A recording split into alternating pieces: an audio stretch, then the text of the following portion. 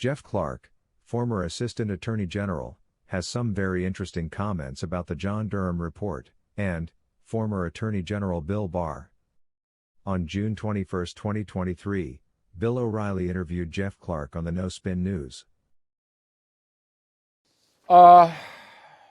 There's more to this story than we heard today from John Durham.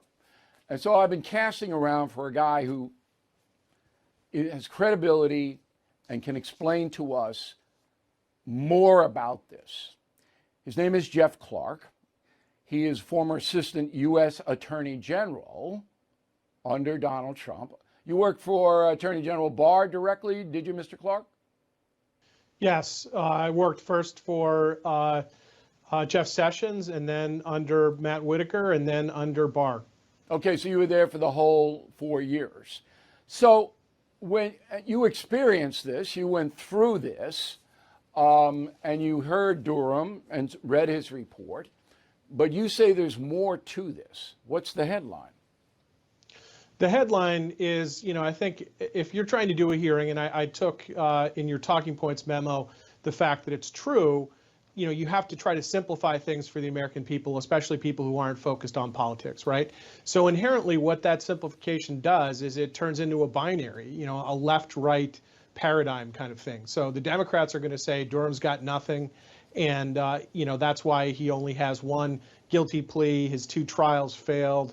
This is all an attempt to distract from the indictment against Trump involving Mar-a-Lago and other legal problems of Trump. And the Republicans are going to cast Durham in the light of being the hero who uncovered all of the corruption at the Justice Department and the FBI. And I think that the second part of that story is an oversimplification. I think that Durham failed to interview a whole host of people. You mentioned Strzok and McCabe. There's also Igor Danchenko, Christopher Steele, Priestap, Glenn Simpson, Mark Elias, Rodney Jaffe. None of these people were interviewed, which makes absolutely no sense. Also from the Durham report, it came out that there was an August 2016 meeting in the Oval Office with Barack Obama, Attorney General Lynch, Brennan, and several others, where it was clear that they were informed that Hillary Clinton was going to create an op to try to paint Donald Trump falsely as being a tool of Russian intelligence, that he was essentially a Russian agent.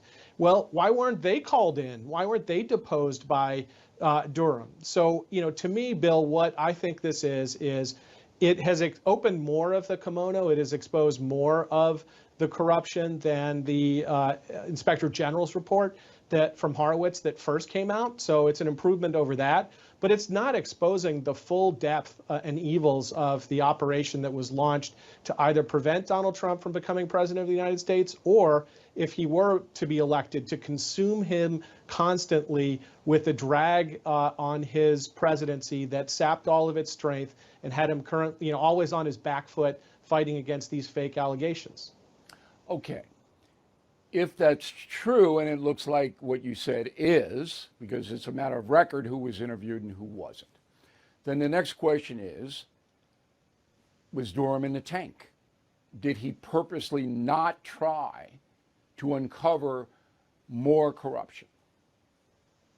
I think it's a kind of sophisticated containment operation, Bill, with former Attorney General Barr. I mean, it's no coincidence to me that Barr basically indicated where he thought this was going to head, right? And so he painted this as a kind of soft coup against President Trump, and I think the Durham report is entirely consistent with that. But at no point did I think he ever really was aggressive in saying that this would produce the fall of a lot of people from either the career ranks or some of the upper reaches of the department. Yeah, if you have Obama and those people, and you would think that Joe Biden would be in that pool as well if they knew that Hillary Clinton was trying to use phony documents to impugn Trump. But how close a relationship did Barr have with Durham? When we think of independent counsels, we think that these counsels don't, they're not taking their orders from a certain person. But how close were the two? Well, I think there's been a lot of reporting that has come out that they were very close. The New York Times used to talk about how they would have whiskey, they traveled to Europe together, et cetera. So I think that they were working very closely on exactly how this would come out. It's also not a coincidence to me that it took forever for this to be done, right? And you know, given that long list I gave you of people who weren't interviewed, then you really scratch your head about what was going on for all what these were they years. doing if they weren't going after those principles? So then if that was all true, then the suspicion comes against Barr, that Barr didn't want the country to know the extent of this corruption. Do you believe that? Yes, precisely, Bill. I think that's exactly where it points. And then I'll point you to Bill Barr's recent interview with Bret Baier, where he started out essentially with a pitch of, well, this was only ever really going to be a report. When he was pressed a little bit, and not too firmly by Bret Baier, you know, he said, well, yeah, sure, if he came up with something, he could pursue prosecutions. But the real point of this was just to write a report. And, you know, I've seen it characterized, I've characterized it myself as, look, we already had one book report from Michael Horowitz, the IG. Did we need a second book report? I think the American people were looking for more accountability than that. And they were, you're right. But why would Barr want to give cover to his political enemies? Because I don't really think that they are his political enemies, Bill. I think that we're living essentially under a kind of uniparty apparatus in the United States. And I think that Barr is part of that uniparty apparatus, right? There's a kind of, you know, red team, blue team sort of thing going on of, you know, we're Republicans, we wear R's on our shirts versus D's, you know, going on. But they're largely cooperative on lots of major issues, like a lot of the, you know, the massive intelligence state we have now in the wake of 9/11, of all the warmongering that's going on, as we see with a lot of the support for Ukraine.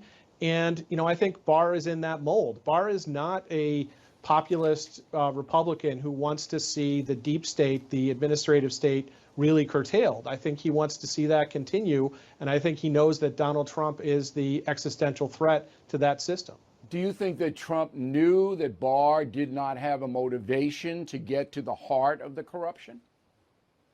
Actually, I don't. I think that Barr is very sophisticated, and I think that Barr wrote an audition memo about the Mueller investigation, indicating that you know, the president couldn't possibly be obstructing justice. It was a very sophisticated and well done memo.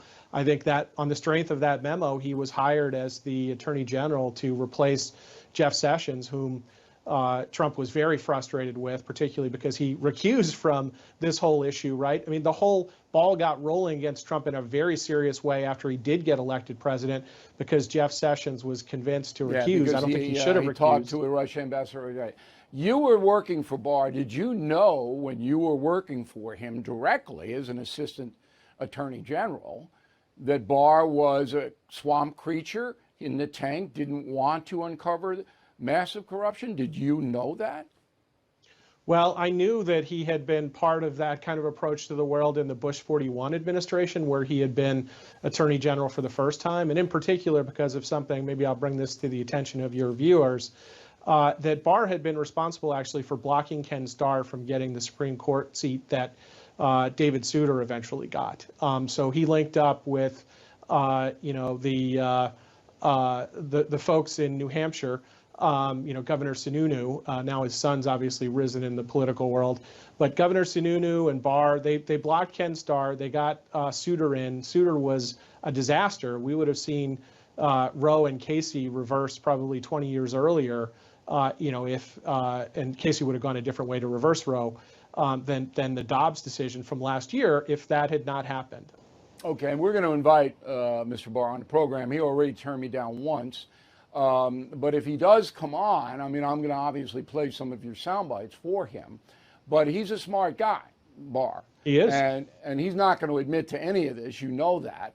I know that. Is there a smoking gun against Barr that if you were interrogating him, you would use? Last question. Maybe Bill, I'll noodle on that one. I think that the fact that he knifed Ken Starr over, you know, a tempest in a teapot. But that's a long time ago. It's a long time ago. In terms of right now, right? Unless you got someone who was in his true inner circle, like Durham, to kind of admit what the game afoot was, I don't think we have a smoking gun. But I think Durham's not there's a gonna lot do of it. triangulation that points to this conclusion, Bill. That's Very, for sure. very interesting, Mr. Clark. We really appreciate it. Thank you for helping us out tonight. It would be very interesting and informative to see Bill Barr confronted with these allegations of Jeff Clark on the next No Spin News. No Spin News, fact-based news from Bill O'Reilly that you seldom can get anywhere else.